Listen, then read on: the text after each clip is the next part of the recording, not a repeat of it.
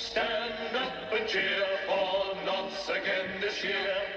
Then the skips and sing up and down. Rugby League Top Game #1. Good evening, and throughout Queensland, welcome to Nine's Wide World of Sport and our coverage of the North-South clash of the Winfield State League from Lang Park. South certainly will start as favourites. John Barber, your club of last year, Northern Suburbs, can they spring an upset? I don't think they can, John. I'd like to see them win the game, but I just think South have got too much for them tonight. It's a game they must win to stay alive in the Winfield State League, and Norths are desperate for a win to get off the bottom of the BRL ladder. Well, let's look now at the two sides for tonight's game, and first of all, the North side. It's coached by Greg Oliphant. For Norths, the fullback is Cliff Adams. The wingers are Brett Kelso and Brian Dunn. The centres, Ian Fetterson and Trevor Cook. The halves are Craig Groff and Jeff Bagnall. Lock forward, Paul Bartier. Second rowers, Murray Cowan and Darryl Duncan. Duncan is the hooker. Now, Gordon Reid will come into the starting lineup in the front row. The other prop is Scott Hilton, and the hooker is Cole Lowry.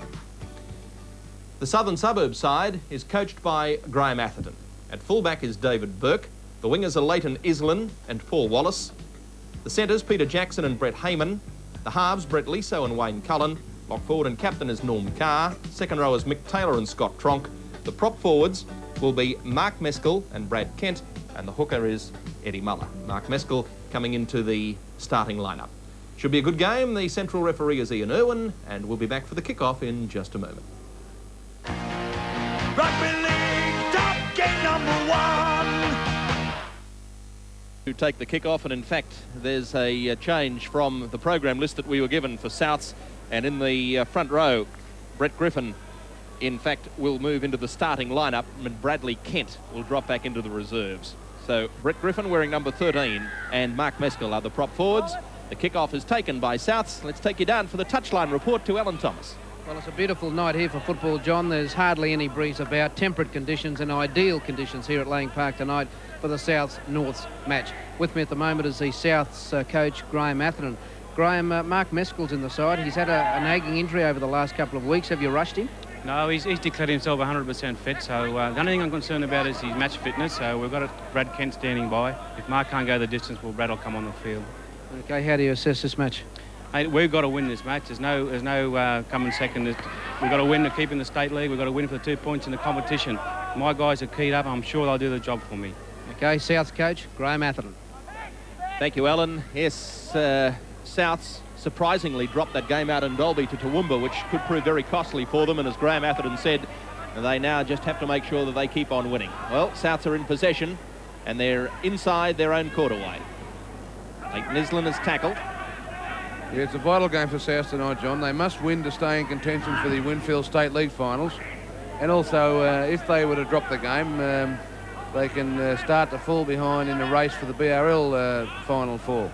But by the same token, Norths have got plenty of incentive to win the game too. They haven't won a game yet in the BRL comp. And with only 2 rounds this year, as I understand it, any more losses virtually sees them out of business in that competition also.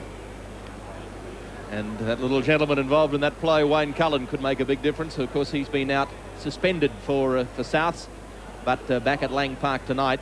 And I think Souths have desperately missed just that skill that he gives them around the scrum base, and that's taking nothing away from his replacements. But he's had the experience, Wayne Cullen, and that's very hard to beat. So North's in possession. Big Brian Dunn charging it towards the quarterway. Cole Lowry is the dummy half, and this is Jeff Bagnall. On to Gordon Reid into the starting lineup in the front row. Cole Lowry again. Once again on to Jeff Bagnall, and a short pass to pick up the captain tonight, Darryl Duncan.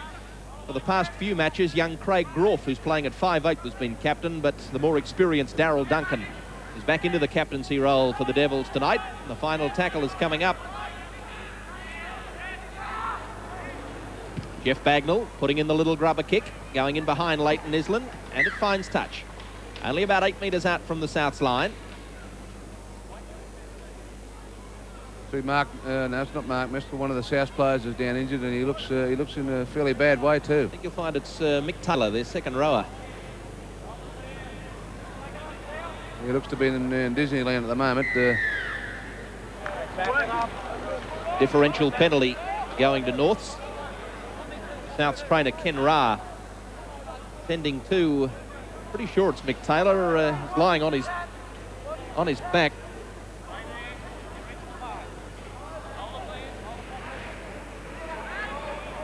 In fact, it may not be. It's check on him in a moment, though. It's just hard to pick him up, but South's playing a man short in defence.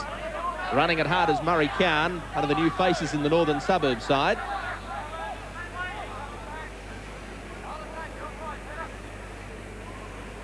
This is Bagnall, taking it back to the blind side once more. Pass going to ground. Paul Bartier goes back and dives on it. 6 tackles to go. In fact, the player that was down injured was Brett Griffin for Souths, but he's up onto his haunches now. He's received attention from Kenny Ra, but Brett Griffin it was. This is Bagnall, on away now to Craig Groff, then to Cook. Stepping his way through and still running, gets to about 10 metres out from the line, Trevor Cook. Groff is the acting halfback. On again to Bagnall. Gordon Reid taking it straight ahead. Going underneath him is Brett Liso, and coming over the top is Norm Carr. Bagnall once more. Out wide to Craig Groff. Still 8 metres out, and the last tackle is coming up for the Devils. Darryl Duncan using the little chip kick. David Burke takes it. He'll be held in his in-goal area. And Souths will bring it across for a goal line dropout.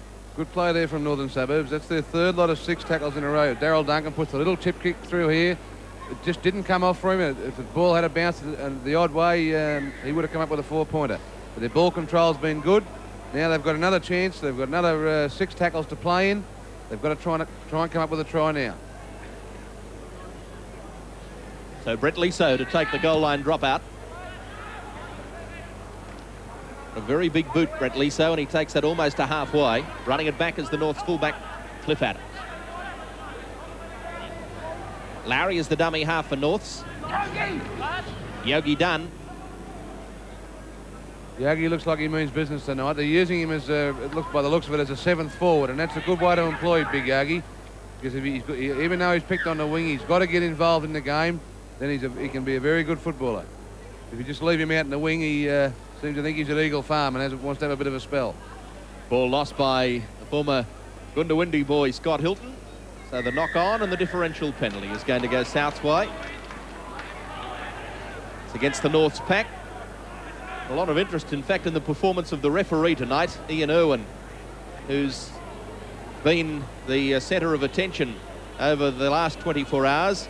He was last night fined by the Brisbane Referees Association and also suspended.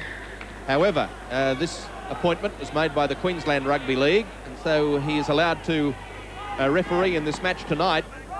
It's the second time that Ian Irwin has been suspended for having made comments to the media, which I find quite astounding, that an association has to put a gag on one of their members. They must have something to hide, it would seem to me, JB. It seems very petty to me, very childish. I read what he had to say in the paper, and all he was doing was commenting to criticism by one of the coaches in the town, and to me, he's got the right to do that. And I think that's one of the basic problems with the Referees Association. They tend to get in their own little cocoon over there and shelter themselves away. The more they are prepared to come out in the open, the better they're all going to be. Well, if the coach criticised him for the number of penalties that he'd given, I think he's entitled to say, well, here's the reason why I gave it. And there surely can't be anything wrong with that. Yes, I agree with you. It seems very petty. However... Yes, exactly. He didn't bring the game or the Referees Association into disrepute by what he said. He was just stating a fact. But he's going to be sidelined shortly. He will appeal, and the chances are that if the appeal is turned down, then he may retire from the refereeing ranks. So this could be one of his last games. Well, that'd be a shame. Ian and I don't always see eye to eye, but the man is a good referee and he's relatively young, and I hope he continues in the game.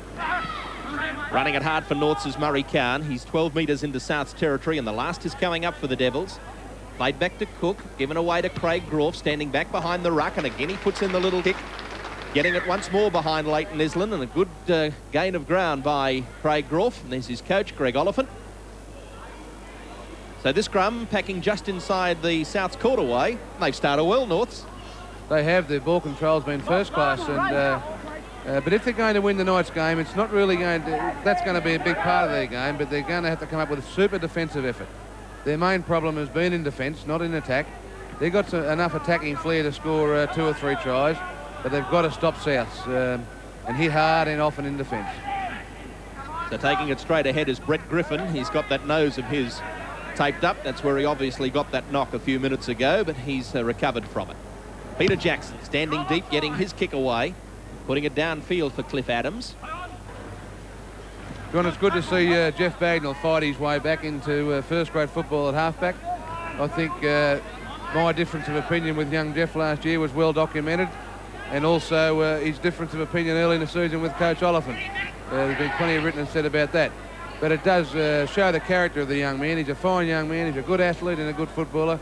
He's gone back to the reserve grade. He's worked hard in his trade, and he's worked his way back to first grade, and it's great to see. Break being made by Adams, trying to get his pass away, but put to ground.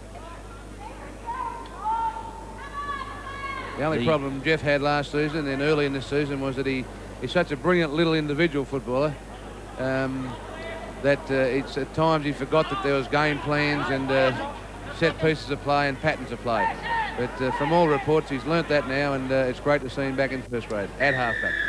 This is a penalty going to Souths against the North's defender, Craig Groff. So Souths to take the penalty, 12 metres inside their own territory.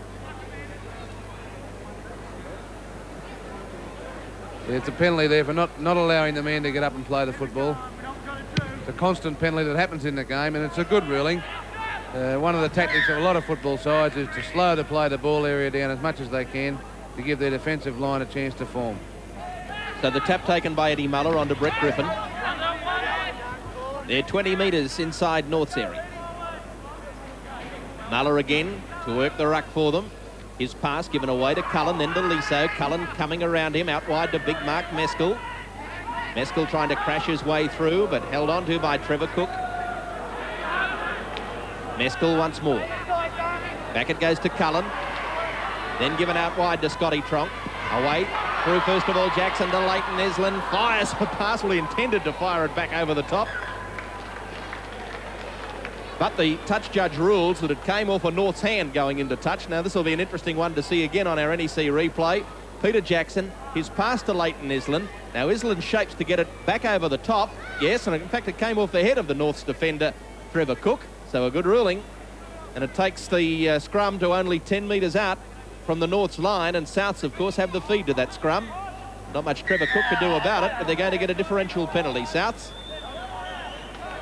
Once more against that North's front row for the way they're packing in. He's in a bad way, Cole Lowry. By the looks of things there, he's got a very badly smashed nose or cheekbone. It happened in the 2 or 3 rucks before he went into over the top to try and clean up Mark Meskell, and he's had a bad head clash. I wouldn't be surprised if he's done a cheekbone by the looks of that. He's a tough rooster. Oh, there it is. While he gets attention, we'll take a break. It's 0-0 at Lang Park between Norths and Souths. 95, and also in the team Berry Cooler at a cool 105. And always in the front row at Markdown, the ever-popular 4X. 7 varieties of berry wine casks at $4.99. Bailey's Irish Creamers Match Fit at $13.95. And Seaview Brut Champagne's a winner at $4.99. So to score a good price, try your nearest Markdown.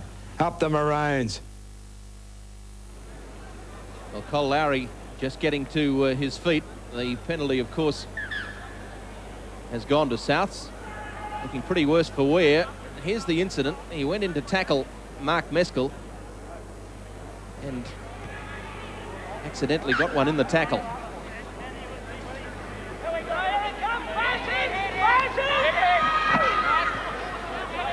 However, Cole Lowry was playing on. Souths have possession. They're 8 metres out from the North's line. Played back to Eddie Muller. Running it hard is Brett Griffin.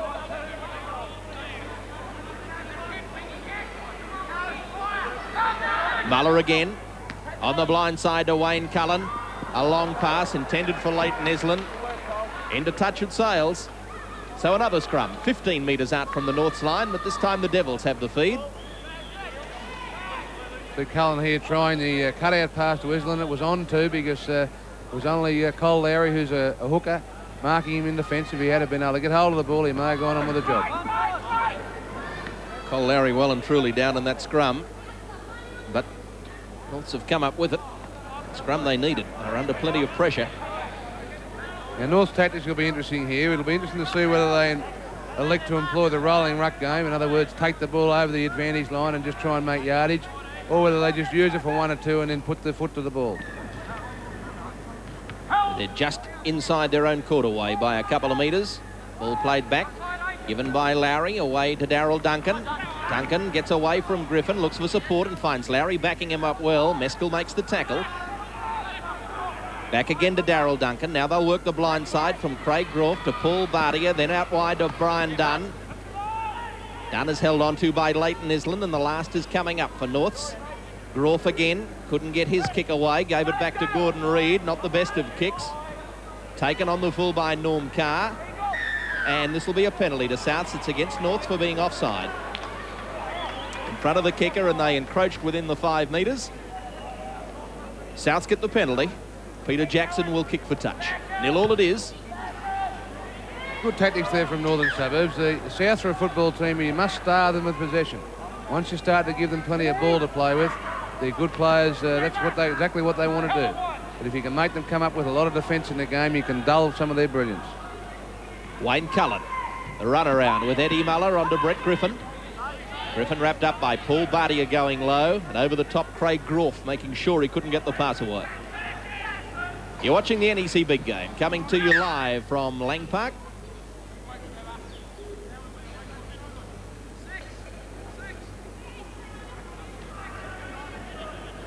So this scrum to be fed by the North's Will-o'-the-Wisp halfback Jeff Bagnall. One against the feed by Eddie Muller. Cullen gives his pass away to Paul Wallace. Wallace taking it back infield. There's not much fun for Cole Lowry at the moment. If you've got a broken nose, which obviously he has by the look at that big head collision, there's not much fun in having to put your head down the scrum, John, I can tell you. Because front rowers love the sight of blood on the opposition and they go straight for you. Of course, Gordon Reid made his mark as a hooker. He's played a fair bit of prop, but he has been a specialist hooker, and they have Mick Hickey in the reserve, so they can make the change. They can, but Cole's worked his way back into A grade, and he wouldn't be too keen to go off the field and give someone else an opportunity. This is Gordon Reid. He'll play it back to Lowry. Greg Oliphant. A few words being said to his side. I don't know if they'd hear him or not. Well, I think he's calling out pattern of play. You see them take 2 into the open, then back to the blind to Duncan. The fairly standard basic pattern of play. Darryl Duncan is 20 metres inside South's territory. Craig Groff getting his pass away to Murray Cowan. Last is coming up for the Devils. Cook gives it once more to Craig Groff. Gets up the kick. It's going to float out on the full. It'll come back to where Craig Groff kicked it from, and that's just a few metres outside the South's quarter-way. Groff, as we said, who's been captain of Norths for their last few games. He's only a youngster. In fact, when he was made captain, was the youngest first-class or first-grade captain in Brisbane history. He's had an honour that probably has come to very few Queenslanders. He's captained a Queensland side to a win over New South Wales on the Sydney Cricket Ground. That was a couple of years ago. It was in the Interstate Schoolboys. They came from behind to win, and he was the captain. He's a very good young footballer, young Groff. He's technically very sound. He's got beautiful hands, and he catches and passes the ball well. Got a sound kicking game. And early in the season, Coach Oliphant made him captain. He wasn't happy with Darryl Duncan's performance. But Duncan's come back bigger and better than ever. Well, not bigger, but better than ever. Peter Jackson making a bust. Tipped into the ground, though, and a good tackle by one of the new faces in the north side, Ian Pedersen. Formerly played for New South Wales combined high schools for a couple of years, but making his first-grade debut in Brisbane. A little bit about Pedersen, I know, Johnny. We brought him to Redcliffe in 1984 from Lismore, and he was playing in the lower grades, and he was just about to be picked in first grade, and he tore a hamstring very badly and missed 18 months of football. So he's having his second crack at it tonight. Wayne Cullen, a cut-out pass. Brett Liso is just on halfway where he's thrown to ground. 0-all it is in the NEC Big Game. Griffin, the acting halfback, onto Eddie Muller, working it to the blind. Chased by Groff, though, and put over with the aid of Cook. This is Cullen. Now away to Liso. On to Peter Jackson. Misses out Heyman. In fact, misses out everybody. David Burke can't take it. A knock on. A reminder of our Tuesday night football lineup tonight at the completion of the North-Souths game. We'll be continuing on with our regular features, including our look at the Sydney football last weekend. We'll be asking you the question that could win you the compact disc player from NEC. We'll be having the draw for last week's competition. And our feature interview tonight is with a real boy from the bush. Another scrum win against the feed by Eddie Muller. And I'm sure Greg Oliphant would be starting to have second thoughts about Cole Lowry being out there, having had that injury and losing 2 quick strikes against the feed. Yeah, he's got to make a decision shortly. As brave as Cole Lowry is, and we see him there just miss a tackle, obviously he's in a lot of pain. So it's the coach's decision now to make, it's his position to make the decision. He's either got to leave him out there and suffer with him, or bring him off and put Reid in the hooker and a fresh front rower on. David Burke plays it back to Peter Jackson. He'll use the kick, finds its way into touch, making a gain of 15 metres, and the scrum will pack down inside the quarterway of Norths. And this is now a really important scrum for them. They'll have the feed to it. This is one they can't afford to lose.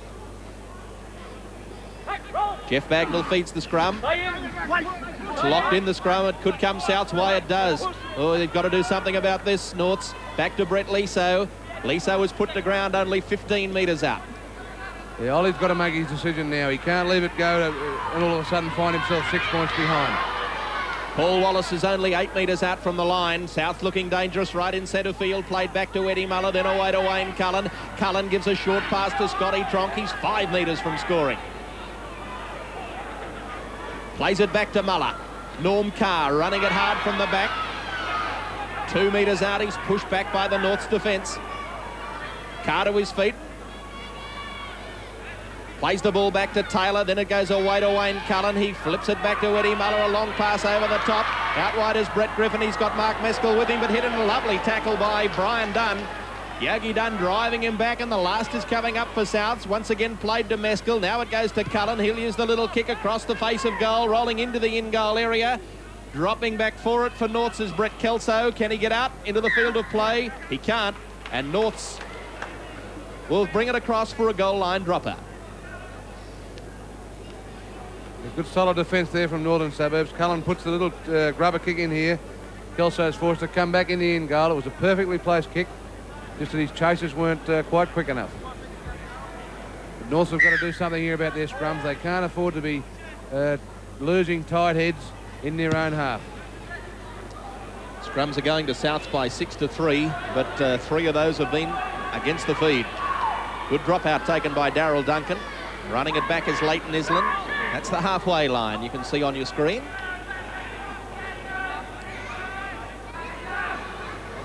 Given away from Cullen. With their big 5'8", Brett Liso. Almost through the gap. Wrapped up, though, by the North's captain, Darryl Duncan. Rugby league's all about courage, John, and no player likes to come off with a facial injury, but it also is a game of common sense. If you can't do the job, well, you're better off acknowledging that fact and getting a fit player on. David Burke taking the reverse pass from Peter Jackson. Met and driven, though, by the North's defence. Paul Bartier was first to get to him. Also Cole Lowry. Wayne Cullen uses the kick. Cliff Adams going across for it, but it's too deep. Out on the full. And once again, Cole Lowry down at his haunches, waiting for this scrum to pack. As I said, he's a very courageous man, Cole, and he was at the club that I had last year at Norths. But between himself and the coach, they must make a decision now. If he sticks with him, he's got to stick with him for nearly the whole game, otherwise make the change now.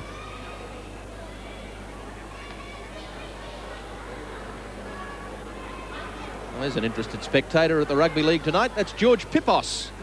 The Pip officers, of course, of Gun Sin fame, but these days George is best known as the president of the successful Wests Rugby Union.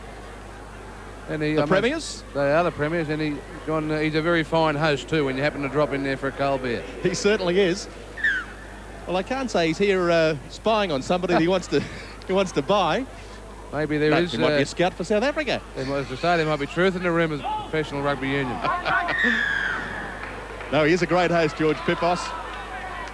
And The West boys travelling very well in the Union. So Peter Jackson, a differential penalty. Sorry, John. South haven't been all that impressive so far, in my opinion. They've coughed a bit of ball up on the early tackles, and a couple of their plays just aren't working for them. You've got to give credit to the North's defence. They've read their plays pretty well, haven't they? Yes, they have. They've obviously done their homework. Oliphant's done a good job in that regard. The players are moving up in a straight line. They're prepared to hit hard too. Played back to Eddie Muller, just near the quarterway. This is Brett Griffin. I'd watch for Scotty Tronk on the blind side here. I think there's a play building up. Well, it goes to Liso, then away to Scott Tronk. He misses out David Burke. Leighton Island goes back for it. Play on, says referee Ian Irwin. Island on the quarterway, tackled by Gordon Reid. This is what I was talking about. There was a play. They were setting up a play there for a short ball off Tronk. And if it had to come off, the try was on. But unfortunately, the runner didn't time himself properly. Mark Meskell just over the quarterway of Norths. Muller gives it away to Cullen. His pass to Liso, then to Peter Jackson. Slips, gives a pass which Liso does well to grab in. Tackled by Craig Groff. Ball goes to ground. It'll be dived on by Cullen. He was going backwards, so play on. Last is coming up for Souths. Once more to Peter Jackson. Gets the kick away. Comes off the boot of Kelso and then goes into touch. Well, that's just a lack of experience there from young Brett Kelso. He was no one who really could have controlled that football. It was a stab kick to the line, as we'll see here. He would have been better off to... No one who really can control it. He would have been better off to let the ball go, and that would have made his team get the loose head in the feed. As it is, Souths have won the scrum. Paul Wallace bringing it back infield where they can set up their play from. They're just 10 metres outside the North's quarterway. It's 0-0 in the NEC big game from Lang Park. This is Scott Tronk just taking that settling ruck up the centre. Eddie Muller is the acting halfback. He gives it on the blind side. Little chip put through by Brett Griffin. Cliff Adams is there to take it.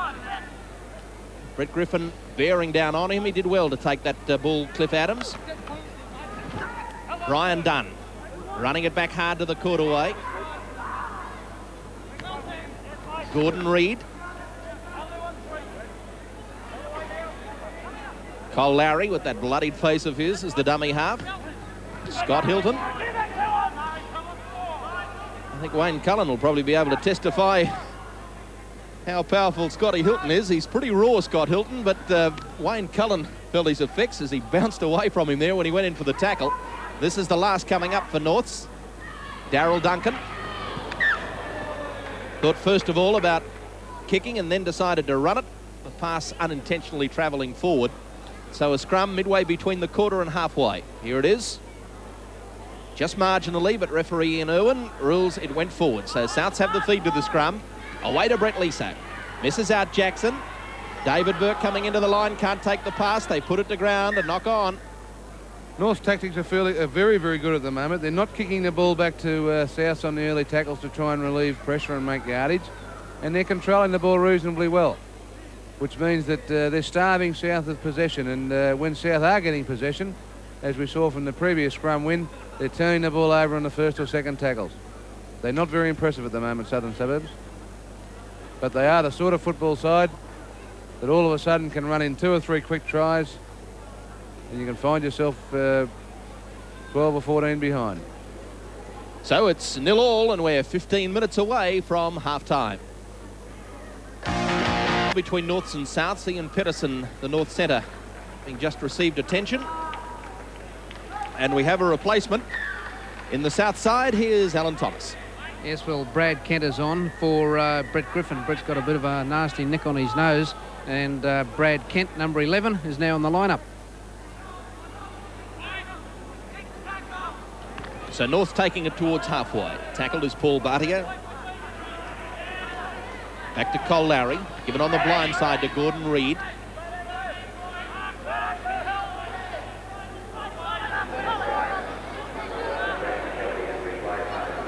Darryl Duncan. Again running it out wide through Scott Hilton, then on to Cook. Cook's got Yogi Dunn with him. A good pass to Dunn. He's got Burke to beat. Burke takes him well. A hard man to stop Brian Dunn when he gets a bit of speed up. He's a big fella, but David Burke put him over in great fashion. Now it comes away again through Bartier. He's looking to get the pass away. It's gone loose. Can he reclaim it? He does. It was touched by South. 6 tackles to go for Norths. They're only 12 metres out. Played back to Craig Groff. He'll duck away from dummy half. Cullen gets him, just hangs on to him. Ball to be played. Back to Cole Lowry. Then to Scott Hilton, driving it straight ahead into the South's defence. 5 metres out. Again to Lowry. Running it across, looking for the runner, and it's Paul Bartier he gives it to. He's tackled by Brett Liso. Back again to Lowry. Now it goes to Jeff Bagnall. Tries to work his way over. Taken ball and all by Peter Jackson.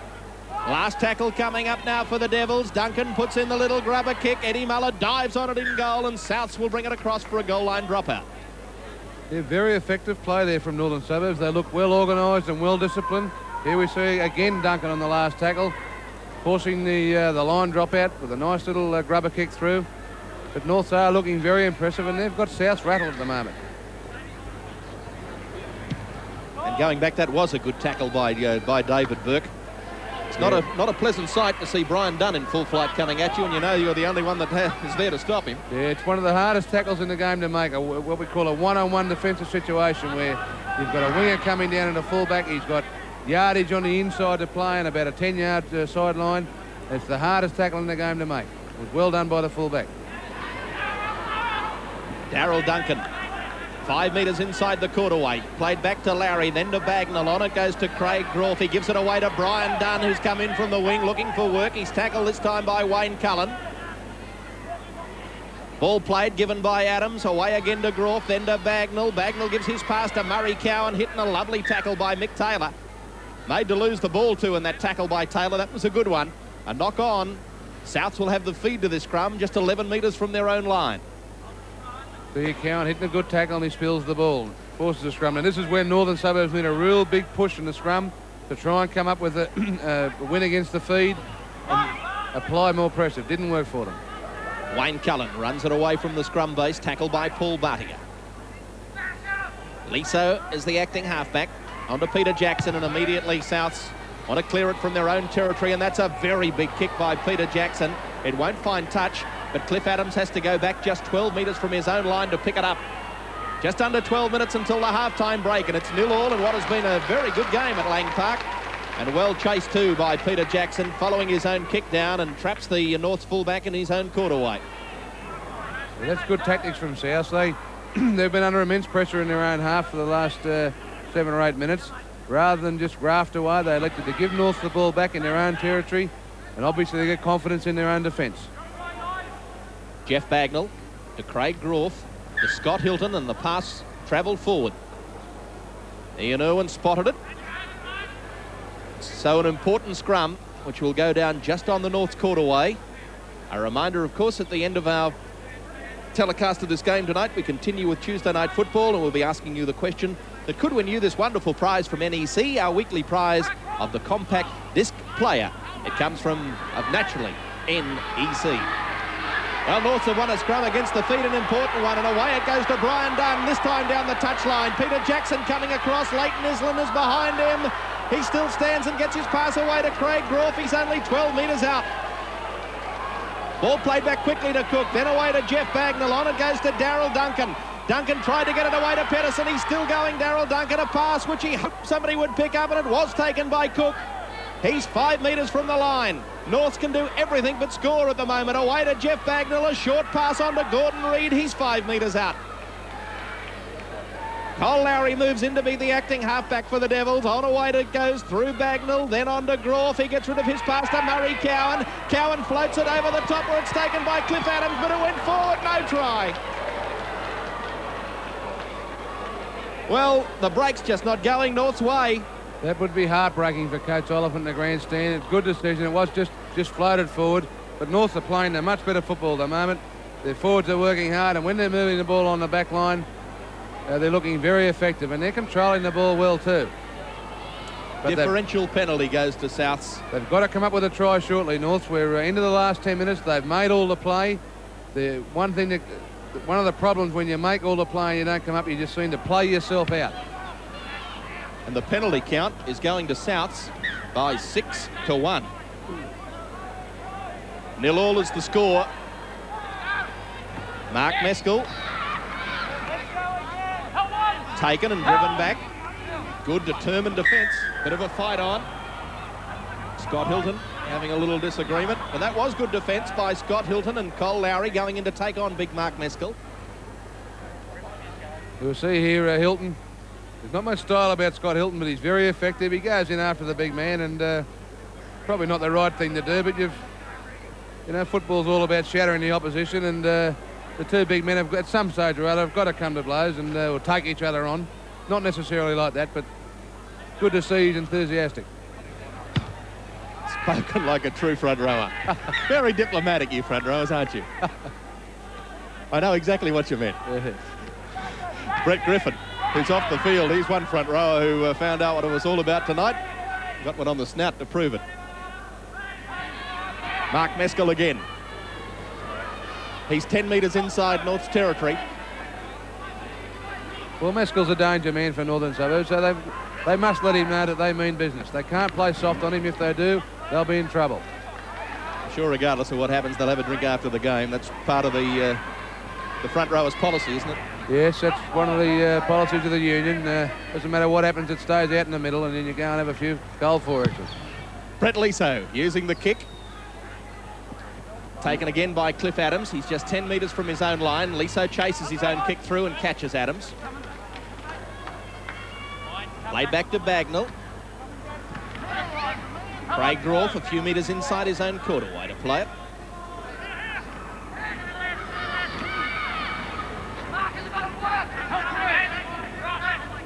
So we're 7.5 minutes away from half-time. 0-0 it is. Gordon Reid gives it back to Jeff Bagnall, almost through a gap. He gets away from a despairing attempt by Wayne Cullen, but then Peter Jackson racks him up. Back to Paul Bartier. This is Cole Lowry, giving his short pass away. Murray Cowan picks it up, then gives it on to Cliff Adams. He's dived at from behind, and a good tackle by Brett Heyman, a try-saving tackle. Last is coming up for North from Lowry, away to Bagnall, then it goes to Darryl Duncan, out wide through Bartier, then away to Craig Groff. He uses the little chip. Good tactics too. Can he get it? Trevor Cook trying to follow it through. Leighton Island picks it up. It's a Souths ball. They've got to score a try in this last 5 minutes, North. They've made all the play. They've been a bit unlucky, but you can't just keep making play and not coming up with the 6-pointers. Played back to Eddie Muller. Paul Bartier is there to stop him. Because if you don't come up with a try shortly, all the South coach has got to say to his players at half-time as well, they're throwing their best game at us and they can't score. We just keep moving up in defence and eventually we'll win the game. Mick Taylor puts the ball down and knock on. So another chance for Norths. They'll have the feed to the scrum, and it's inside the quarterway of Souths. Bagnall feeds. Norths have won it to Craig Groff. Burke comes up in defence to stop him. Bagnall again from dummy half. Liso the tackler. Back to Lowry. Then to Duncan, on to Scott Hilton. Trying to turn and unload, and it does get the pass back. It's picked up by Lowry. Then away to Bagnall, on to Groff. Then it goes to Cook. Cook runs it across field, hands his pass away to Ian Pedersen. Back to Trevor Cook. Now to Jeff Bagnall. A short pass for Murray Cowan. Cowan is 15 metres out from the line. Back to Lowry. Then away to Bagnall. Once more to Groff. The kick through. Going into the in-goal area. Dived at. Can he get it down, Brian Dunn? No, he can't. And despair on the face of Greg Oliphant and Johnny Elrow in front of him. No try to Norths. They've done everything but put points on the board, and the score remains at 0-0.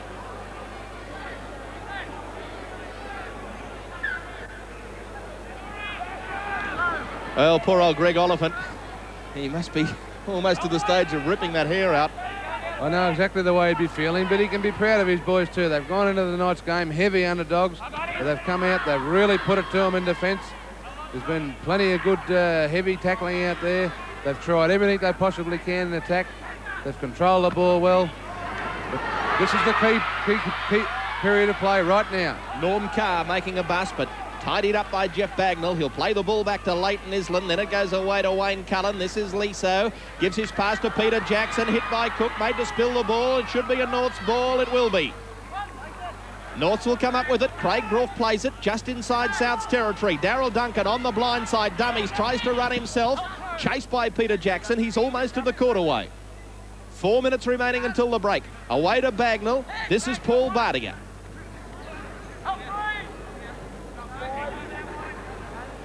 Bagnall again. Unloads to Groff. Then to Scott Hilton. Hilton gives a good pass back to Gordon Reid. Reid got it away to Cowan. He's on the quarterway and he's put to ground by the South's defence. Cliff Adams is the acting halfback. Again on the blind side. Bagnall shapes to kick. Elects to run. Taken ball and all, and a good smothering tackle by Brett Liso. Lowry gives it away to Craig Groff. This time they'll use the high bomb. It's coming down in the in goal. Oh, and it's dropped. It should be a try to Paul Bartier. It is. It came from a mistake by Paul Wallace. Paul Bartier following it through. Scores the try that the North Devils have so richly deserved. It had to come. Here it is on the NEC replay. Yes, and they richly deserve that try, I just said, John. They've made all the play in the first half. They've had a couple of opportunities not go their way. They've had an ounce of luck here. Wallace is normally safe under the ball. It was a spot-on kick and good chasing from Paul Bartier. But that's exactly what they needed. They needed that 4-pointer right before half-time. Well, in fact, JB, you said it was a spot-on kick. I was almost going to say he's put the kick too deep because had Paul Wallace taken it cleanly, Souths would have brought it back to the quarterway under the new rule for a tap restart. But just as I was about to say it, he spilt it and Paul Bartier dives on it. So it was a Souths mistake. But I'm sure even the most ardent of South supporters would say that Norths deserved to score one. Oh, yeah, they've been over the line a couple of times and near the line. And they, as I say, they've been the team that's made all the play in the first half. Their ball control's been very, very good. And they're very committed in defence. So Trevor Cook with the kicking duties. He's successful. And Norths lead by 6 points to 0 with 2.5 minutes until half-time. And a very committed North side it has been tonight. One of the things that really has impressed me is their defence, the way they've read the South's play so well.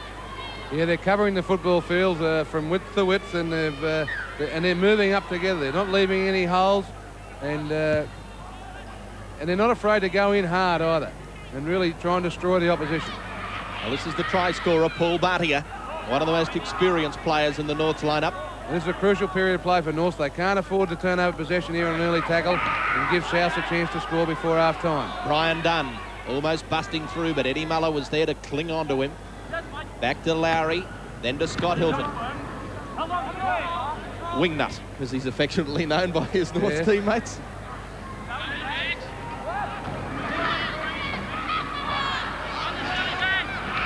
Jeff Bagnall. Tackled by Brett Liso. Played back to Cliffy Adams. Paul Bartier sheds the tackle of Liso. Dived at by Norm Carr. Slipped the pass away to Adams. On it goes to Cook. Cook still running. Fires it away to Pedersen. Pedersen heading for the corner. Gives it back inside to Trevor Cook. And he'll go in and score. Oh, that's a great Northern Suburbs try. Well, it took them a long time to score one. 37 minutes, in fact, they tried, Norths. And all of a sudden, as soon as they put one on the board, the second one followed. Here it comes on the NEC replay. Yeah, good play from Paul Bartier. He's right in the game at the moment. That's really fired him up, that try. He makes a good bust. Gets it away to Cliffy Adams. Trevor Cook shows good anticipation there. Pedersen handles very well. He does all he has to do. And again, Trevor Cook backing up on the inside, and they're going for a super try. And they richly deserve that too. Yes, you won't see many better tries than this one. This was just great attack by Norths. Started there with that man, Paul Bartier, who scored the first try. The way he shed that first tackle, that gave them just the break they wanted. Exactly, and the support play was first class. Cliffy Adams coming from fullback. That's a good fullback play to trail up your forwards and make a bust. And there's plenty of blue jerseys there to go over and score. John Barber, we haven't seen much of Ian Pedersen. This is his first A-grade game, but what I've seen of him, I like. Oh yes, his credentials are very good. As I say, he was an outstanding junior footballer, and he's been dogged by injury, unfortunately, but he's going to be a big acquisition to this Northern Suburbs side. The kick by Trevor Cook, waved away, no goal, but Norths have a good lead at half-time. The Devils are leading Souths by 10 points to 0 when it looked as if it was going to be a 0-all first half. And then in the last 3 minutes, Norths put on 2 tries. And Northern Suburbs go in leading by 10 points to 0 as we take you to Alan Thomas on the touchline. Well, Greg Oliphant, I think they deserve those tries. They've been working hard, and it looked as though for a minute or a couple of minutes they're going to do all the work in the first half and never get over, but you've got over twice in about 5 minutes. Yeah, well, it's funny, it's rugby league, it goes that way. Some teams can have a lot of the ball, but I'm very pleased with our commitment in defence. Our defensive pattern's working for us.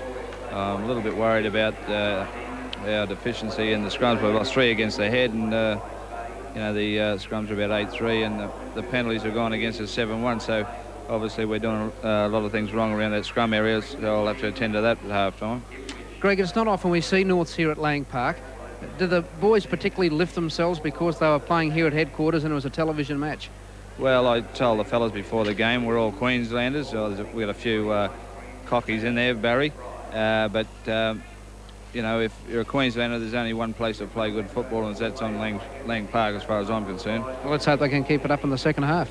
Well, a win's everything for us. Yeah. OK, that's the Norths coach, Greg Oliphant, and we'll be back with more football after this break. Rugby League top game number 1. Graeme Atherton with me now, the Souths coach. Not a very good first half by any stretch of the imagination. No, I'm not impressed at all. They look tired, Souths, and they're playing tired. The only way Norths could play the game was with defence, and instead of us keeping the pressure on them, we've taken the pressure off, and that's how we lost in those 2 tries in the last 10 minutes. They do look sluggish. They do look sluggish. Now, there's a few guys out there not 100%, unfortunately, but they've got to do the job. They got a big serve at half time, and I hope they can come good at 40 minutes to go. All right, Graeme Atherton, Souths coach. Well, let's see what Souths can do. They're in possession, and this is Eddie Muller. He's 15 metres in his own territory. Back to Mark Meskell. Given away to Wayne Cullen, then to Peter Jackson, standing very deep to get his kick away. Cliff Adams will pick it up for Norths. Adams is met by Brett Liso. We've got a good game of football in our hands here, Macca, and Norths have made all the play in the first half, but South's main problem has been that they just haven't controlled the football. If you go through the stats, they're putting the ball down in the second and third and the first tackle in each of their allowable lot of 6. That's putting more pressure back on the defence, but they can still win the game as long as they control the ball. You're watching the NEC Big Game. Coming to you from Lang Park. Don't forget, Tuesday night football continues. Our regular features at the end of the North-Souths match.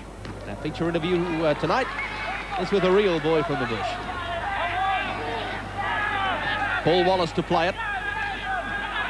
Given away to Cullen. Straight ahead. Taken by Souths. They're 15 metres on their own side of halfway. Ball to be played back by Bradley Kent. This is Scott Tronk. He's one player who could have a big bearing on South's fortunes in this second half. Yeah, the players that have got to really fire up is this big fella here, Meskell's got to have a better game than he did in the first half. I'd be surprised if he took the ball to the line more than 2 or 3 times early.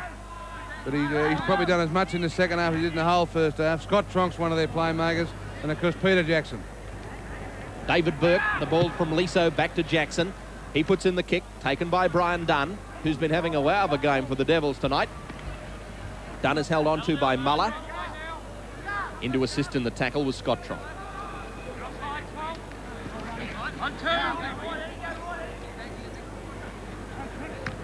Jeff Bagnall. This is Gordon Reid.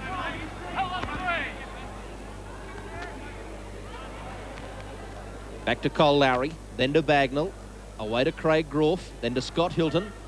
Hilton grabbed by the jersey by Peter Jackson. Looking everywhere to unload and then has to take the tackle. Coming over the top was Mick Taylor. Back to Bagnall. Then it goes away to Darryl Duncan. Loses it, but backwards, so play on. Now, tactically, this is going to be a good game. Norths have obviously got a well-prepared and well-devised game plan, but what they must do is stick to it. They'd be better off to try and just win the game 10-0 rather than try and win it 20-0. Jeff Bagnall looking for a way to sneak through, but Peter Jackson stops him. Lowry gives it to the blind side for Craig Groff to use the kick. Leighton Island goes back for it. Top kick, though, by Craig Groff. Lovely kick. Wasn't much room there between Leighton Island and David Burke, the fullback, but he picked the gap beautifully. Bit like a Greg Chappell cover drive, this one, straight through the gap. Yes, he's got one of the best left foot kicks in the game, young Groff, and he's found the gap there and gained about 45, 50 metres. Penalty goes to Souths. It's against Norths, collapsing. And that penalty count, which Greg Oliphant said he was worried about at half-time, shows Souths getting the penalties by 8-1. What I said earlier, John, about, they're better off to win the game 10-0 and try and win it 20-0. They don't have to go negative, but they've obviously worked hard in their game. Their game plan is good, their game style is good. And that's all they've got to do is stick to that and they can come up a winner. Unfortunately, sometimes when you're the underdog and you get a bit of a lead, everyone gets a little bit too fancy then and tries things that just aren't in the game plan. They stick to the game plan, they'll win the match. Scott Tronk is 8 metres short of halfway. Eddie Muller gives his pass to Liso, misses out Jackson onto Brett Heyman. Heyman, his pass back to Peter Jackson with some room to move this time. On to Liso once more, onto Eddie Muller, brilliantly picked up by the Souths hooker. That was virtually down at his bootlaces. Took it extremely well, but now it's going to be lost backwards. Picked up by Bradley Kent. Well, they've lost ground there, Souths. Kent to play it just over halfway. Back to Muller. Once more to Peter Jackson. Here goes the kick. Kelso dropping back for it. He can't stop that kick by Peter Jackson. That's a good one from near halfway. Finds touch 15 metres out from the Norths line.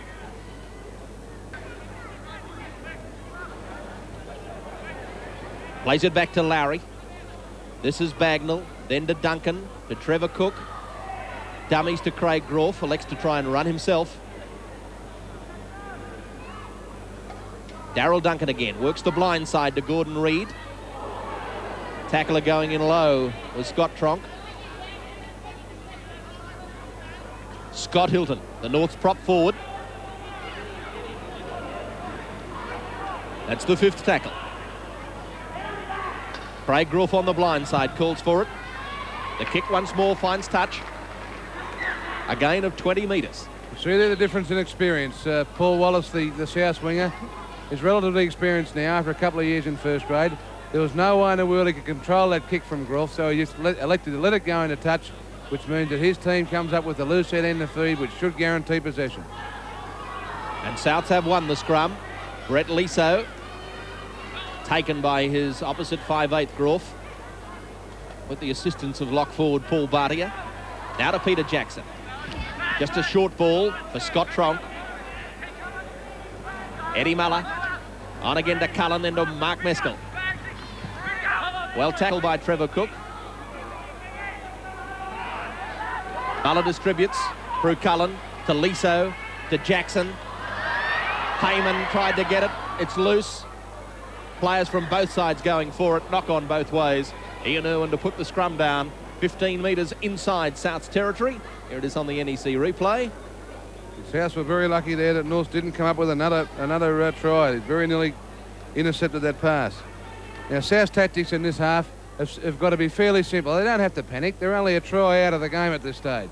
When they get the football, they've got to make sure they use it for their full complement of 6. If they do that, they can get back into the game shortly and then come up a winner. And this is the differential penalty going to Norths. It's against the South's fullback, David Burke, for coming up offside.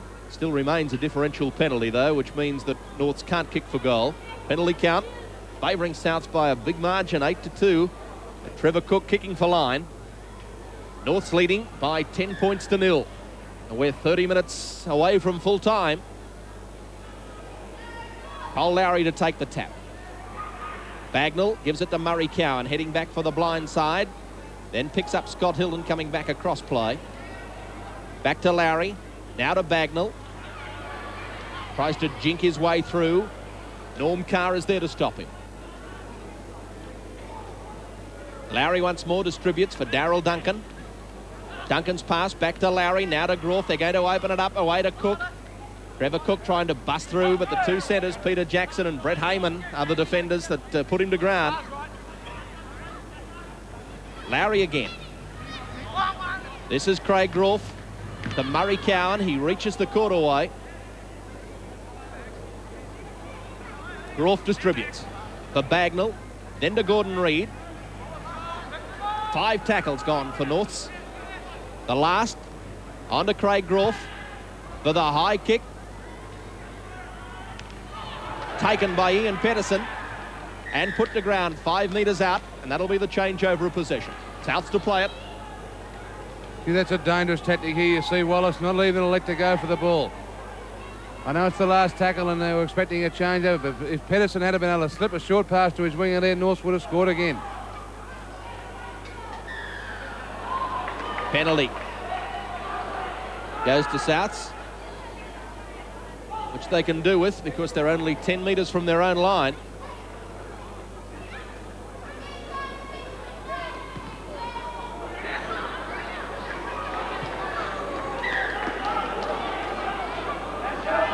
Well, the replay of it, I think it was pretty self-explanatory, John Barber.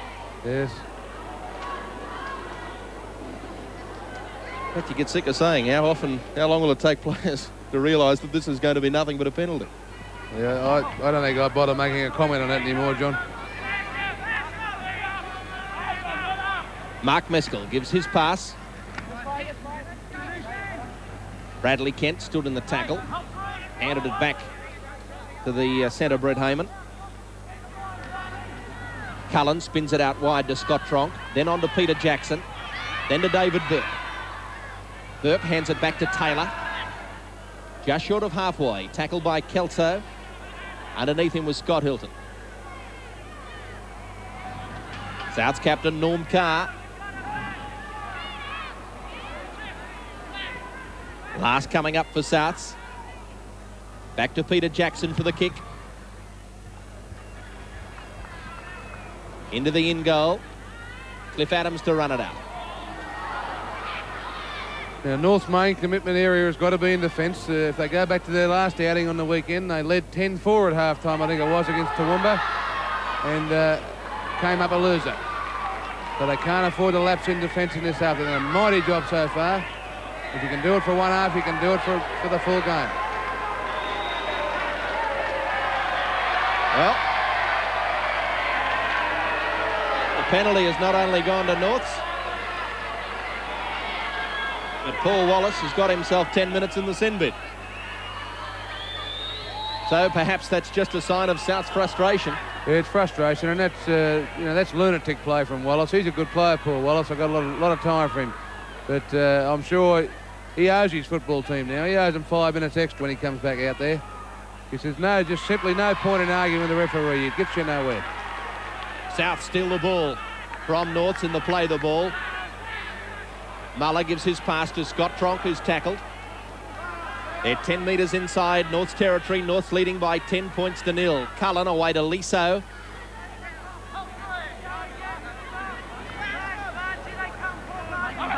Cullen again to Hayman.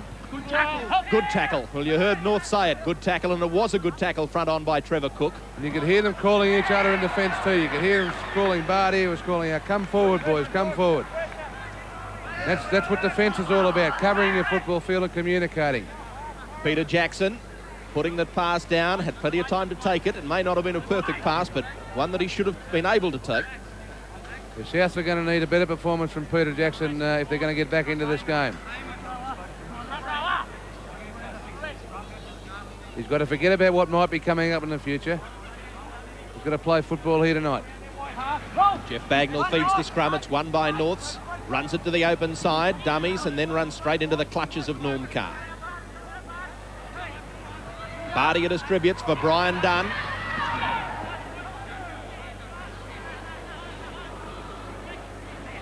Scott Hilton drops it.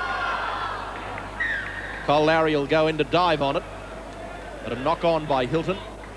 Maybe just getting a bit tired, I think, the big front rower. Yeah, he's worked very hard. He's carting the ball up to the defensive line often, and he's doing it with pace.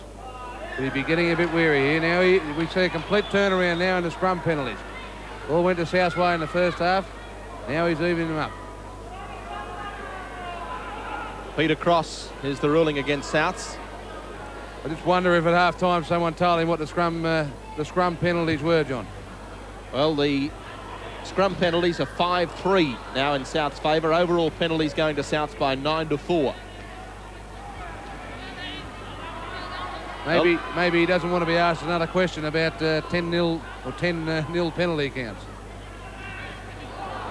Gordon Reid spills it straight into the arms of Mick Taylor. South's ball. Back to Eddie Muller. Blindside to Wayne Cullen, then to Mark Meskell out wide. And there's a perfect example of where Paul Wallace has cost his football team. They had a set pattern of play. They moved the ball down the blind side, but because he couldn't keep his mouth shut, he's in the sin bin, where he should have been on the field for Meskell to unload the ball to. Cullen again. Then to Liso. Short pass for Scott Tronk. Look for the runner coming off him. Peter Jackson was just a bit too wide to give the pass away. This is Peter Jackson. Bartier takes him on. Craig Groff comes over the top with a good hit. He'll come up with the ball too, Craig Groff. That's determined defence by Norths. They know that Peter Jackson is one player in the Souths lineup who can win a game for the opposition. And they've controlled him so well. Craig Groff again, getting his way through, getting to the quarterway. North's on the boil, and remember that Souths are playing a man short at the moment with Paul Wallace in the sin bin. Ball to be played back to Bagnall, then they take it to the blind side to Brian Dunn, trying to crash through. He feeds his pass away to Hilton, then it goes back to Jeff Bagnall, then away to Craig Groff. Groff tries to do it himself, and Brett Liso gets him. 15 metres out the Devils. Lowry distributes for Murray Cowan. Cowan is 8 metres from the line. Last tackle coming up. Lowry gives his pass to Bagnall, then to Groff. He'll use the little kick. It's come off Mark Meskell. It'll be dived on by Souths in an offside position. That should be 2 points for Northern Suburbs. Well, you can't blame Eddie Muller. He could do nothing else but dive on that ball, but he was in an offside position. Wayne Cullen's complaining, but it'll do him no good. It was the right ruling. Yeah, well, all the complaining in the world won't help. He won't change his decision. You can't blame Eddie Muller. The ball was kicked very hard and directly at a South player. It rebounded straight into his hands. It looks like a certain 2 points for Norths.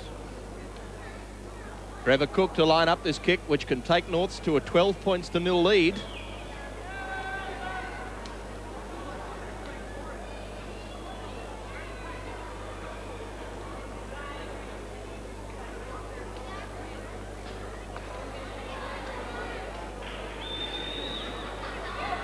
The flags go up and 12 points to 0 it is. Norths 12 and Souths 0, and we're 22 minutes from full time. Rugby League top game #1.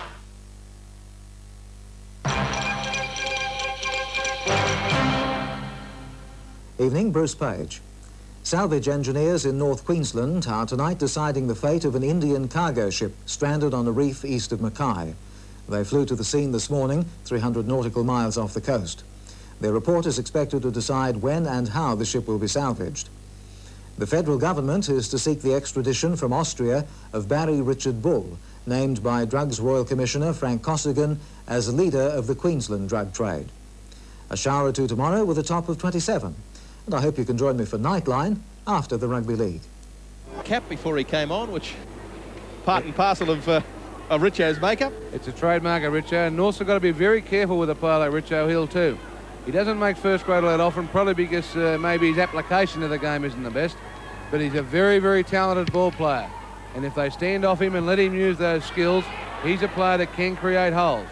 Just because Meskell's gone, and he was one of the danger men, this guy Richo Hill can be dangerous in a different area. Well, that's good chasing by Norths after that kick by Craig Groff, Bagnall and Cowan chasing it downfield to keep Souths in their own territory. Leighton Island plays it to Richo Hill.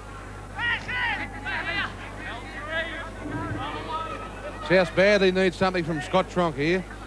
He's one of their better forwards and he makes play for them. He's got to get into the game, put on set pieces of play and combine with Peter Jackson. Cullen. Away to Liso. Oh, Brett Liso's dropped it, knocked it on. The ball went backwards after that, but of course the initial movement had been forward. Mark Meskell is on the touchline now with Alan Thomas. What's going on out there, Mark?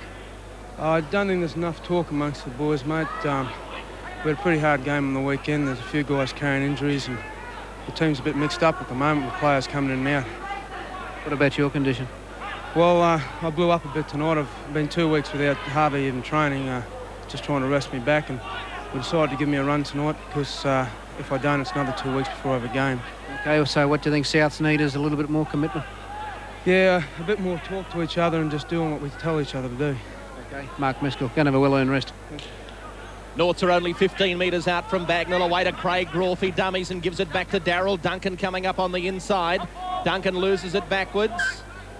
In fact, the referee will say he lost it initially forward and then backwards, and so a knock on by the Norths captain. Lost ball. Souths have lost 15. Norths have lost 10. Missed tackles. Souths have missed 17. Norths have missed 8. Darryl Duncan. Well, I thought he knocked it back, and I still stick by that. This will be a penalty to Souths.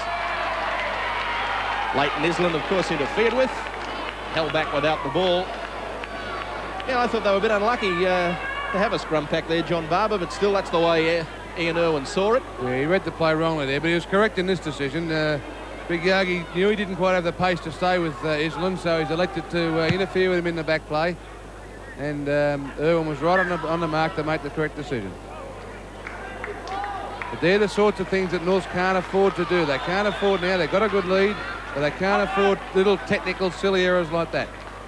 Otherwise, they can throw it away. Paul Wallace coming back from the sin bin, but Bradley Kent is well behind play and looking a little bit distressed, so there's still a man short in their attacking lineup at the moment. Souths as Liso gives it to Peter Jackson, heading back infield, almost cutting through, but the ball stolen from him by Norths. Play on, says referee Ian Irwin, ruling that it wasn't stolen from him, that he was losing it, and then the Norths player got it. So that's the reason that a penalty didn't go South's way on that occasion. Bradley Kent is in the hands of the trainer in back play. Brian Dunn's been very, very effective tonight. You see him there come off the left wing. He knows his forwards are getting tired. He's determined tonight. The best I've seen him play for quite a while. There's a penalty. Gordon Reid wants to shape up to Rich O'Hill. The penalty has already gone North's way. Rich O'Hill will be the man to be called out.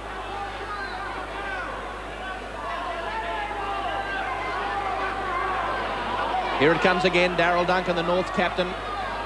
Pretty high by Rich O'Hill. Yeah, that was a deliberate head-eye tackle. You can see there he had plenty of time to go in lower. He just attacked him around the head. It'll be interesting to see what the referee does. Well, he's just given him a caution, so the penalty will go to Norths. Well, if he's just given him a caution, that sort of means that the next bloke can do it, and that's all he gets, a caution. Bang, straight around the head. Poor referee there. Like, if he doesn't feel it's bad enough to send him off, send him to the sin bin, because he deliberately attacked the head of an opposing player, and that is outside the rules of the game. Now, Darryl Duncan, the Norths captain, being called out. The touch judge, Wayne Giebel, came in to have a few words to Ian Irwin. And now play will be stopped for a moment as Bradley Kent is still in the arms of Kenny Ra, the Souths trainer. So Norths leading with 16 minutes to go by 12 points to 0.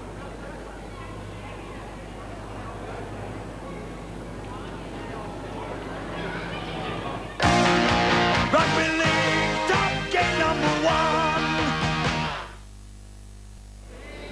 Penalty going North's way. A replacement coming up. Alan Thomas on the touchline. Yes, Brad Kent's had enough. He's been replaced by number 15, Guy Porter.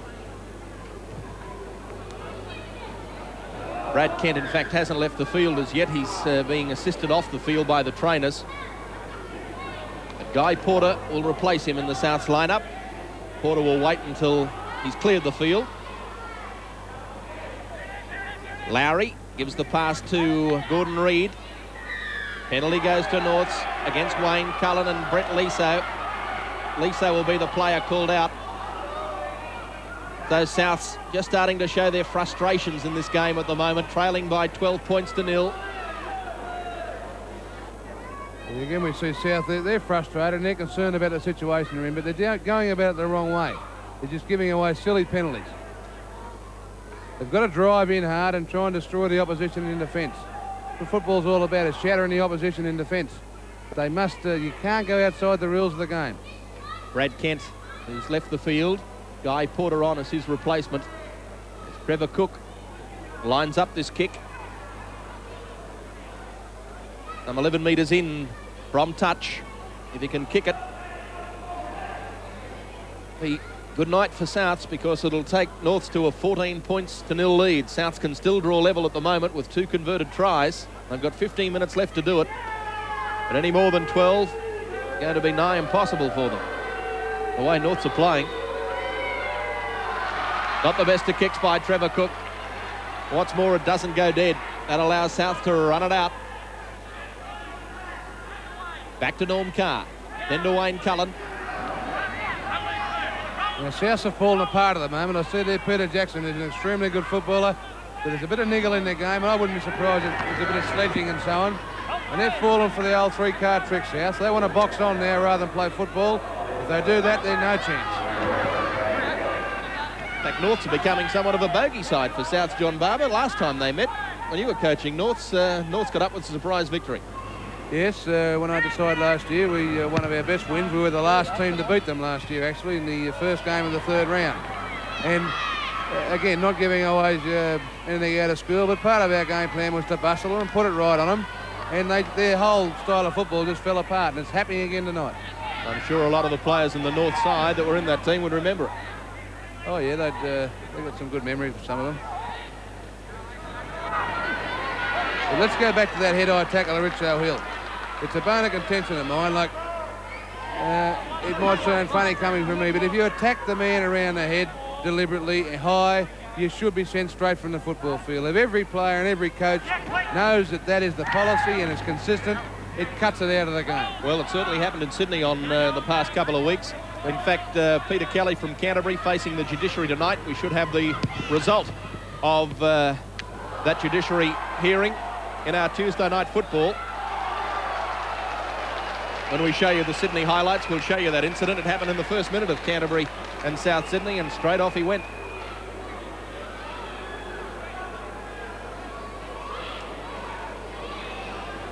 So this scrum will pack down. Only 15 metres out from the Souths line. We just got news through that Peter Kelly's been outed for 4 weeks. And I don't really care, John. Craig Groff getting close to scoring. But, let's just have consistency amongst the referees. That's all we're asking. Murray Cowan gives it away to Cook.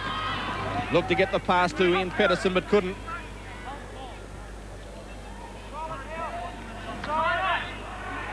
Pedersen, 11 metres out from scoring.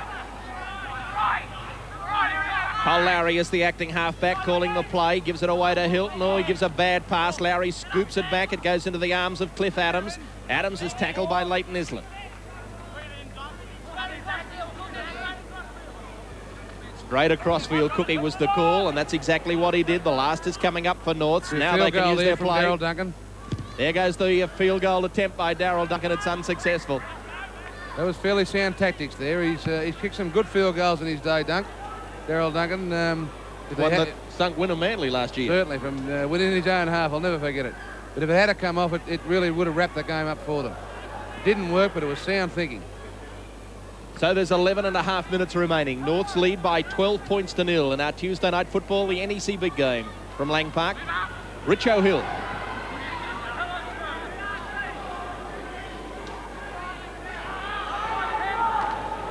Peter Jackson.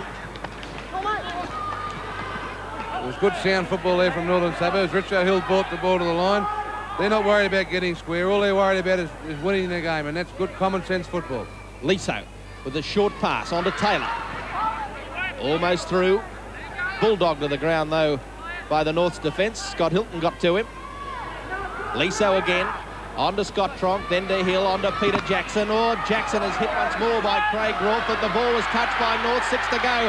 Brett Liso driving away onto Peter Jackson. Then it goes to Eddie Muller, and he's barreled into the ground. Norths have lost it again, though. It'll be play on. Rich O'Hill has it. So 6 to go for South. They're only 10 metres out. Played back to Peter Jackson, then it goes away to Liso, on to Wayne Cullen. Cullen misses out Tronka, pass over the top for Heyman, he's lost it.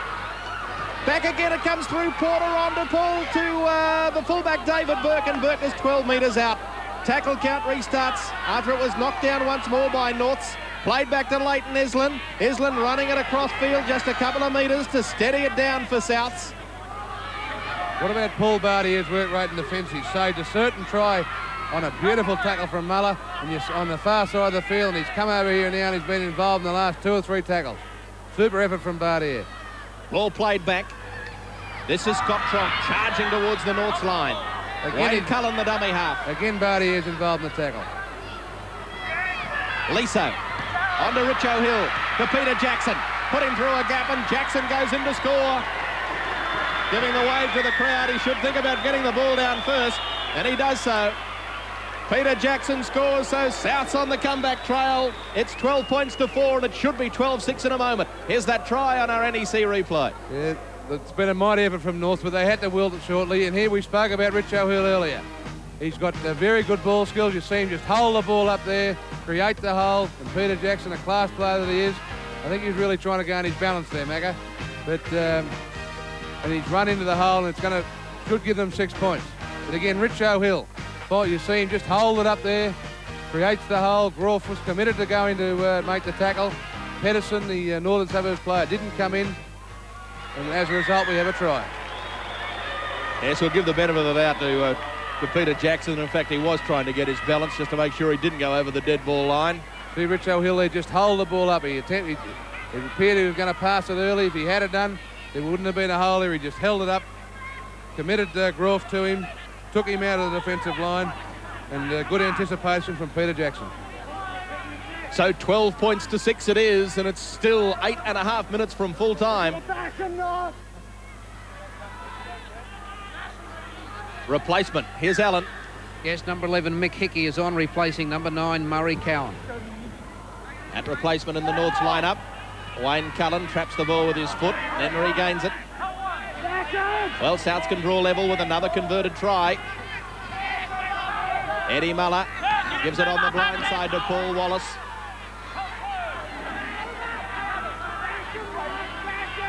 Back to Eddie Muller. Then to Scott Tronk. Tronk reaches halfway. Jackson. Away to Muller. Then to Liso. David Burke, South's fullback, on the halfway mark. He's put over. I think Coach Oliphant's got to look to probably bringing 1 or 2 fresh defenders on now. His team's getting very tired. Been a super effort. This is Mick Taylor making a bust down the line. He's chased by Mick Hickey. Put to ground just short of the quarterway. Last coming up for Souths, but they're starting to get their act together, the Magpies. Peter Jackson will use the high kick. Waiting for it is Gordon Reid. Didn't leave the ground. It's going to be picked up by Scott Tronk, but the ball was knocked on. Graeme Atherton, the South coach, would be having heart palpitations at the moment.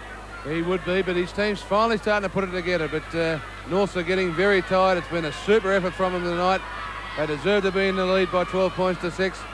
But as I say, I think the coach has got to look hard now at probably bringing on 1 or 2 fresh defenders. Scrum won by Norths. Jeff Bagnall goes himself, almost got through.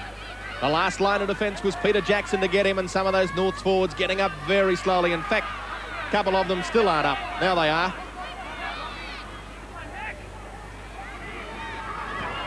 Mick Hickey. Oh, that'll be a penalty to Norths. That'll be against Brett Liso, and that really is a silly thing to do, and he'll be called out by Ian Irwin, or given a caution as he walked past. Yeah, well, they had Norths down on their own quarterway, and he's just... Yeah, that's just, as I say, it's lunatic football, that sort of stuff. And that's the second he's given away in a pretty short space of time, Brett Liso. His football team's just got back into the game. He's on a late tackle. You can see it's a silly penalty. And they caught the Souths defence napping. Souths were waiting for Norths to kick for line, and Norths realised it and decided to have a run and made an easy 20 metres, and now they make another 8 metres. And I'd say I wouldn't be surprised if they just worked the ball in, and Duncan may even have a long-range field goal attempt from here. Mick Hickey is 10 metres into South's area. He'll play the ball to Cole Lowry. Lowry gives his pass away now to Paul Bartier, who's had a super game tonight for Norths. He's been outstanding. He's led the team in defence, and he's just, there he is, carting the ball up to the line. The player who really started that try just before half-time, Paul Bartier, he's had a top game. This is the last tackle coming up. Watch for Duncan on the left-hand side of the field. Back it goes to Darryl Duncan. Couldn't get an attempt at a field goal. In fact, he's kicked it into touch on the full. So this Rugby League top game #1. We've seen a whole lot of champions in Australia on NEC, Australia's champion colour TV. Seen them run, swim and fall, seen them hit and do it all. NEC, our champion colour TV. From the Champs in Colour TV comes a knockout selection of portables, like this handy little all-rounder. See the whole range of NEC's affordable portables at your retailer now, and you'll see why NEC is leading the field. NEC, our champion colour TV. So the scrum is 15 metres into South's territory. 5 minutes remaining. Norths lead by 12 points to 6 in what has been a top game of football.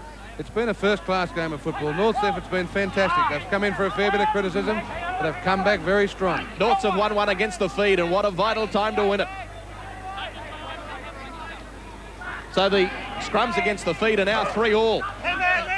Brian Dunn pushed into touch. And let's take our hat off to Cole Lowry, the Northern Suburbs hooker. He's forced his way back into A grade. He had a very bad nose injury early in the game. And here we see Yogi Dunn, a bad error being forced into touch on the second tackle only. But Lowry's come back and won 3 scrums against the head in his second half. He's really put his act together. Been a courageous effort. That penalty is against the Norths players for coming out of the scrum before the ball was out. The differential penalty, and Peter Jackson makes a mistake. He doesn't find touch. Still bouncing. Cliff Adams going back for it. That is a mistake by Jackson. Just didn't take his time about that kick. Well, Cliffy Adams is known around the Northern Suburbs Club as Malibu for his like of the taste of that particular brand of drink. He couldn't have believed his luck then when Peter Jackson hasn't found the line. Well, Norths will take a little bit of time out just to get their breath back as we go to Alan Thomas on the touchline. Ollie, can they hold on? Well, we've got to control the ball. You know, on the second tackle, we ran out over the touchline. That's crazy football. You know, we just got to hold it for the 6 tackles and just bang it over the sideline or just hang on to it anyway. You know, we'll get up close to the goal post and maybe have a shot at a field goal, but just control the ball and, you know, we're not moving up to the defensive, the advantage line enough in defence at the moment. You know, we're sort of falling back asleep, so I put Mick Hickey back on the field to do a bit more talking and get the boys up to the advantage line. Greg Oliphant, the coach of Norths. This is Mick Hickey, the man that Greg Oliphant just spoke about. From dummy half goes Cole Lowry. In a courageous effort by Lowry. After that bad knock he got.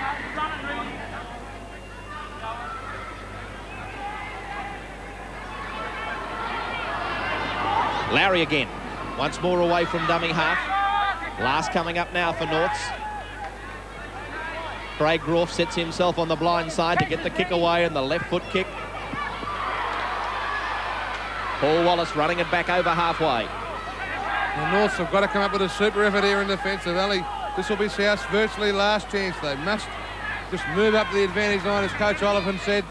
Be very committed and drive in hard with their shoulders. If they do that, they'll win the game. Eddie Muller distributes to Scott Tronk and then to Rich O'Hill holding the pass up, and it's intercepted by Trevor Cook. This has shut the gate. Brett Hayman coming from the far side. Brett Liso down the centre. No one within QE of him. And Trevor Cook goes It to score the try. and won't Greg Oliphant and the North boys breathe a sigh of relief. Trevor Cook scores, and that wraps it up for the Devils, and it would have been an injustice had they not won the game. Yeah. We talked about Rich O'Hill's ball skills earlier. It didn't work for him there, unfortunately. Trevor Cook read the play well. There was an overlap from the Southern Suburbs players. He's taken the punt. It's worked for him, and it's won the game for his football team. And I agree with you entirely, Mac. It's been a super performance from the Northern Suburbs team. They've really turned themselves around in the last couple of weeks. They're flogged by Ipswich, beaten by Toowoomba, But they've come out here at Lang Park against the top side and produced probably one of their best performances for a long, long time. Trevor Cook scored a try just before half-time to give Norths that 10-0 lead at the break, and he scored one just before full-time to make sure that the Devils wrapped it up. He'll take his time about attempting the conversion. Norths lead by 16 points to 6, and what will be one of the season's boil-overs. And it's thoroughly deserved too. They went in as big underdogs, and their game plan obviously was based on straight line defence, hit the advantage line of defence, and bustle, and they've been led brilliantly by Paul Bartier, particularly in that regard. Kick unsuccessful by Trevor Cook, and it doesn't really matter. 16 points to 6 it is. Trevor Cook has scored 12 of those 16 points. Well, very disappointing Southern Suburbs. Their ball control has been woeful. They had to win tonight and try and win by a reasonable margin to keep themselves in contention for the Winfield State League. I think they've just about blown it, and they've got no one to blame but themselves and the Northern Suburbs Devils. They've been absolutely superb tonight. Souths using the short kick-off, which they're able to reclaim, as was their plan. Now it comes to Paul Wallace, then away to Scott Tronk. He's lost it. Ian Irwin rules a knock-on as Eddie Muller reclaimed possession, but knocked on by Souths. Just a little short kick-off, which Richo Hill was able to snap up and give away to Peter Jackson. Scrum fed by Norths. Jeff Bagnall has it. Bagnall decides to run, and then on to Craig Groff. Groff into a big gap, looking for support out wide, then elects to take the tackle himself. Only 30 seconds to go. Mick Hickey. Here we see Bartier. He's had a super game. I don't know how many tackles he's done, and he's there hungry for the ball again. He didn't get it, but he's in position and he's screaming for possession. Jeff Bagnall is the dummy half. Craig Groff sneaking through. He'll just have time to play it. Back to Jeff Bagnall. Bagnall decides to use the little chip. Peter Jackson claims it, and that's full time, and well done, Northern Suburbs. They went in as the underdogs. In fact, very few people would have given them any chance of beating Souths tonight, but they beat them, and they beat them convincingly, and that scoreboard is a pretty fair indication. 3 tries to 1, and Norths have defeated Souths in the Winfield State League by 16 points to 6. Still to come on tonight's NEC Big Game, we'll be talking with North Queensland's boy from the bush, Brett Johnson, about the dedication needed to play Winfield State League. There's another chance to win a fabulous NEC Compact Disc player, a comprehensive look at the weekend Sydney League highlights, and Alan Thomas reports on the first lady trainers to be used at Lang Park. All this to come on tonight's NEC Big Game.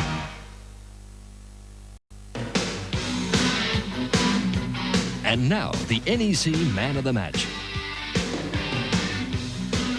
Our winner tonight is Paul Bartier. Paul, congratulations. A fine performance, not only from yourself, but from the club. Yes, Alan was a good performance, both in attack and defence tonight. I think boys stuck with Ollie's game plan and just kicked on in the second half, and it was good. The old North spirit of old. Yeah, it's good. The boys in the shed there now whooping it up a bit. Going okay.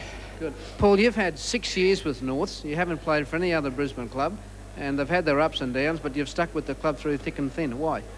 They're just high-spirited club, you know. They always stick by, you know. Bob Bax, good president. Committee most of the time sticks by you. And other than that, you know, they just, I suppose they pay you. Helps a lot. I'm sure it does. What about from here? Can Norths really go on and trouble some of the big guns in the competition? Yeah, if we stick to a game plan, you know. In the past, we start to get in front, like Oliphant said before the game tonight, or Greg. We were in front 4 times during the past 4 games at some stage, and we went on to lose the game. But we stick with our game plan for the full 2 hours, we'll be right, I think. Yeah, a few tired boys at the end of that game. Yeah, it started to blow up. I think we started to worry Ollie there near the finish. As long as you win, it really doesn't matter, does it? That's all it counts, Alan, yeah. OK, our man of the match tonight, Paul Bartier. Congratulations to Paul Bartier on an outstanding effort for Norths, and he takes away a wonderful prize from NEC. It's the stereo cassette recorder. That's our Man of the Match prize, and of course, it's from NEC. And now, the NEC Try of the Match. Happy Adams. Paul Bartier sheds the tackle of Liso, dived at by Norm Carr, slipped the pass away to Adams, on it goes to Cook. Cook still running, fires it away to Pedersen. Pedersen heading for the corner, gives it back inside to Trevor Cook, and he'll go in and score. Yes, a fine try by Trevor Cook, scored just before half-time, and of course it was started by our man of the match tonight, Paul Bartier. Well, at the end of the Winfield State League, that try could be one of the tries nominated as being the best of the series, as could the try that we picked from the country game last Sunday. This was the match between North Queensland and Central Queensland. The game was won convincingly by North Queensland, but it was a Central Queensland try that we selected, and it was scored by Greg Minton. Good lead-up work to that try by Central Queensland to put Greg Minton, the Central Queensland captain, in underneath the post. Now, at the end of the Winfield State League, we'll be selecting what we consider are the best group of tries, and for the player that we pick as being instrumental in scoring the try of the Winfield State League, he'll be taking away this great prize from NEC. It's the NEC 63cm deluxe stereo colour television, and as well, he takes away the VHS stereo video cassette recorder. Now, for our viewers, we'll be asking you to select what you consider is the best try of the Winfield State League from the group that we show you. Now, if yours is the first entry pick that corresponds with the try that we pick as the best of the series, this is the prize that you'll win. From NEC, you receive the NEC stereo colour television, the VHS recorder, and as well, the portable personal computer. Wonderful prizes from NEC. Well, Paul Bartier said what a happy dressing room it was for Norths. I wonder what the feeling is for Souths. Here's Alan Thomas. One dejected footballer here tonight at Lang Park is the South centre, Peter Jackson. Peter, must be very disappointing. Yeah, I think the whole side's disappointed with our performance. We just got to get out in the training track and put some sweat in and wake up to ourselves, I think. What happened out there tonight? We're definitely underprepared mentally. Physically, you know, we're a bit sore from the weekend, but I don't think we can use that as an excuse. Like I said before, we've come back from a Sunday and played Tuesday nights and played well before, so we're definitely not going to use that as an excuse. I just think a lot of us have just got to have a look at each other, look at ourselves more than each other, and just, you know, work out what the story is. And there's a lot more blokes in the side who've got to start to take a lead and realise that they're playing A grade now, and they can't afford to sit back and just follow and be followers. They've got to be leaders. And once we get a few more leaders in the side and a few more blokes who are prepared to stick their neck out a bit, well, I think we'll go a lot better. I think tonight there was plenty of pressure on you out on the centres as, I suppose, one of the most experienced players in the side. Were you trying to do too much? Oh, I think I fall into that category a lot when the side's starting to go down. I tend to try and win it myself, and there's probably no one around who can win a football game by himself. So I get a bit frustrated and do that, which is probably bad on my part, but that's just the way I am. You know, I'm not going to point the finger at anybody else. I'm as much to blame as anybody in the side, but like I said, we're just going to have a look at ourselves. Did Souths take Norths cheaply tonight? Did you go out there thinking you'd automatically win? Oh, I think a few of us did, yeah. I certainly didn't, because I've played Norths enough times now, and I've been beaten by Norths enough times now to know that they're a real bogey side for Souths, and they certainly... And I've never played Norths where they've not given 100%. They haven't always had the good players that we've had, but they've always given 100%, and they did it tonight, and we didn't, and they came out with the win, and they fully deserve it. Congratulations to them, because that's the way to play football. I suppose for your South, it's back to the training paddock. We are right back into it, yeah, Alan, and just going to have a sit down. We all got to sit down and have a long think and stop blaming every referees and other things, and start blaming ourselves. All right. Peter Jackson lost at this match at Lang Park tonight, but if the attitude keeps up to what Peter's trying to put into the side, maybe Souths will get back in the winning list shortly. Thank you very much, Peter Jackson. Thanks, Alan. Yeah, certainly some interesting thoughts there from Peter Jackson. Well, that loss tonight by Souths virtually rules them out of the Winfield State League semi-finals. Let's have a look at the points board after tonight's game. And we find that Wynnum Manly, Ipswich and Valleys are all on 8, Redcliffe on 6, then come Souths, Toowoomba, Wide Bay on 4, as are now Norths after tonight's win. Then North Queensland, West Central Queensland, East Gold Coast and Brothers are all on 2 points.